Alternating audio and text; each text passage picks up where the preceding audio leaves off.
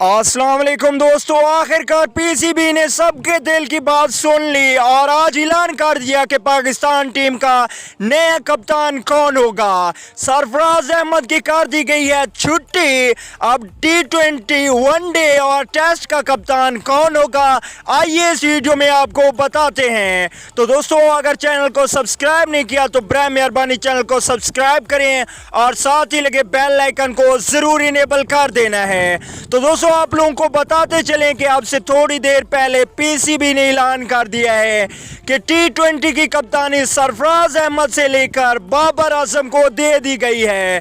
जी हां दोस्तों, अब ऑस्ट्रेलिया टूर के लिए बाबर आजम पाकिस्तान की T20 कप्तानी करेंगे। इसके अलावा अगर बात करें हम टेस्ट की, तो टेस्ट की कप्तानी भी सरफराज अहमद से ले ली गई है और टेस्ट की कप्तानी किसको दी गई है? अजहर अली को टेस्ट की कप्तानी दे दी गई है। जी हां दोस्तों, दो नए कैप्टन बाबर आजम और अजहर अली अब पाकिस्तान टीम को लीड करेंगे ऑस्ट्रेलिया के खिलाफ। ये खबर बिल्कुल सच्ची है। अब से थोड़ी देर पहले पीसीबी ने ऐलान किया है मोहम्मद रिजवान नैब कप्तान होंगे टेस्ट के।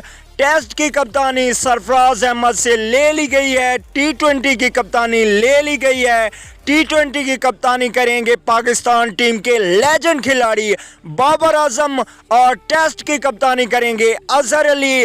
मोहम्मद रिजवान नैब कप्तान होंगे टेस्ट के। तो दोस्तों, आप लोग ने कमेंट करके ज़रूर बताना है कि बाबर आजम T20 के कप्तान ठीक है, अजहर अली टेस्ट के कप्तान ठीक रहेंगे, या ये गलत किया गया है, सरफराज अहमद को ही कप्तान रखना चाहिए था। अगर मेरे पॉइंट ऑफ व्यू से देखा जाए तो ये बिल्कुल सही फैसला है बाबर आजम को कप्तान बनाने का। अगली वीडियो तक के लिए इजाजत दीजिए। आलन के बान।